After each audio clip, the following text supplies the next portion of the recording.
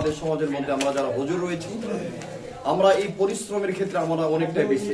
অথচ আল্লাহ রাব্বুল আলামিন কোরআনের মধ্যে আমাদেরকে ধনী হওয়ার জন্য বলেছেন। কোরআনে 82 জায়গায় আল্লাহ তাআলা বলেছেন আকিমুস সালাত ওয়া আতুজ যাকাত, নামাজ কায়েম করো, যাকাত প্রদান করো। এখন যাকাত কে দিবে?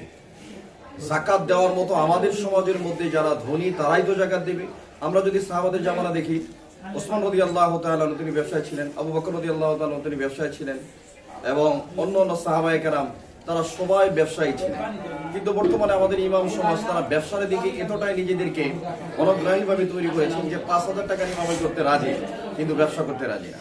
আসলে বুদ্ধিমান যারা তারা নিজেকে নিয়ে ব্যস্ত থাকে, কিন্তু আমরা পরকে নিয়ে ব্যস্ত থাকার কারণে আমাদের এই ক্রাইসিসগুলো, এই মুভমেন্টগুলো তৈরি হয়েছে। এই জন্য আমাদের উচিত হচ্ছে ব্যবসা বাণিজ্যের সাথে আমাদেরকে ডেভেলপমেন্ট করা। আমরা যদি ব্যবসা বাণিজ্যের সাথে সম্পৃক্ত হতে না পারি, আমরা যদি জাকাতের সেক্টরগুলোতে সম্পৃক্ত হতে না পারি, আমরা যদি অর্থনৈতিক সমস্যাগুলোকে সমাধান করতে না পারি, আমরা যদি সমাজ থেকে দুর্নীতি এগুলাকে যদি আমরা দূর করতে না পারি, তাহলে আমাদের জন্য অবশ্যই ভয়ঙ্কর অবস্থা সামনে রয়েছে।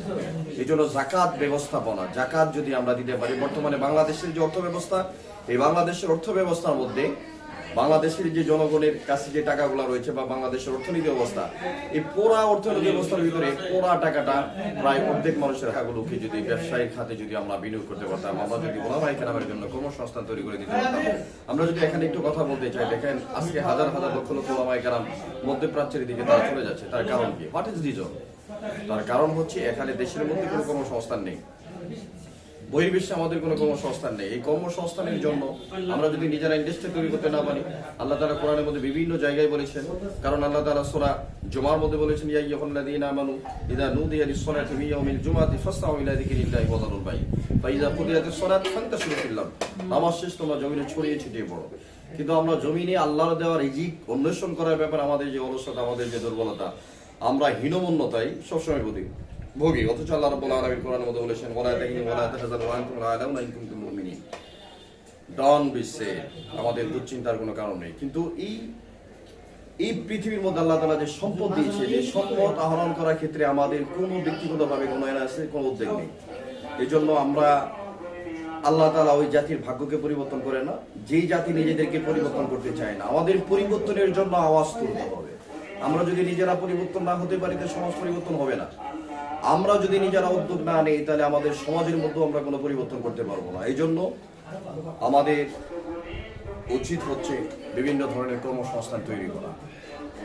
আল্লাহ রাব্বুল আলামিন আমাদেরকে যে একটা কোরআন দিয়েছেন, এই কোরআনের পথ যদি আমরা অনুসরণ করি, কোরআনের মধ্যে যে আল্লাহ তাআলা বলেছেন সেটাকে যদি আমরা ফলো করি, তাহলে মুসলিম বিশ্বে আজ আমরা নেতৃত্ব শূন্য। মুসলমানদের কোনো মিডিয়া নেই, মুসলমানরা আজ কোনো কথা বলতে পারে না। সারা পৃথিবীর মধ্যে মুসলমানরা নির্যাতিত, নিপীড়িত, নিষ্পেষিত। তার কারণ কি?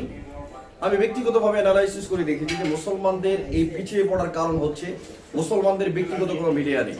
অথচ আল্লাহ তাআলা কোরআনের মধ্যে বলেছেন ইয়া আইয়ুহাল্লাযীনা আমানু ইন জা ফাসিকুম বিনাবাইন ফাতাবায়ানু আন তুসিবু কওমান বিজাহালাতিন ফাতুসবিহু আলা মা ফাআলতুম নাদিমিন। আল্লাহ বলেছেন যে মুসলিম থেকে কোনো সংবাদ আসার পরে তোমরা এটাকে জাস্টিফাই করো। ইয়ালুট জার্নালিজম, আমাদের দেশের মধ্যে হলুদ সাংবাদিকতা রয়েছে। এই জন্য আমরা কোনো সংবাদ আসার পরে এটাকে জাস্টিফাই করি না। আজকে যদি আমরা দেখি যে সারা বিশ্বের মধ্যে মুসলমানদের কোনো সংবাদ সংস্থা নেই, আপনি আল জাজিরা বলেন, সিএনএন বলেন, বিবিসি বলেন, রয়টার্স বলেন, সবগুলো মুসলিমদের সংবাদ সংস্থা।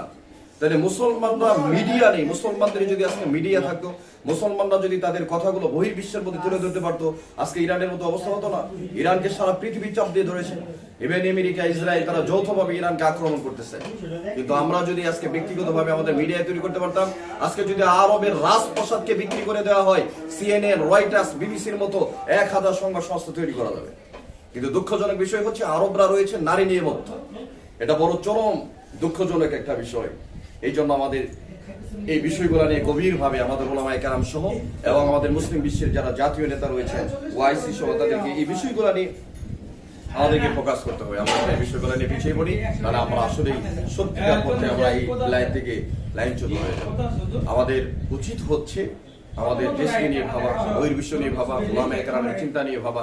আমরা যদি এগুলাকে ফোকাস করতে পারি, তো আল্লাহ রাব্বুল আলামিন আমাদেরকে এই একটা পথে উত্তরণের একটা ব্যবস্থা করবেন। আজকে আলোচনা বিক্ষিপ্তভাবে এখানে শেষ করছি। দেখা হবে আগামী কোনো উপস্থিতিতে। এই আশা ব্যক্ত করে আজকের আলোচনা এখানে শেষ করছি। আজকের সংক্ষিপ্ত আলোচনা এখানে শেষ করছি। দেখা হবে আগামী কোনো পর্বে। এই আশাবাদ ব্যক্ত করে সবার সুস্বাস্থ্য কামনা করে আজকে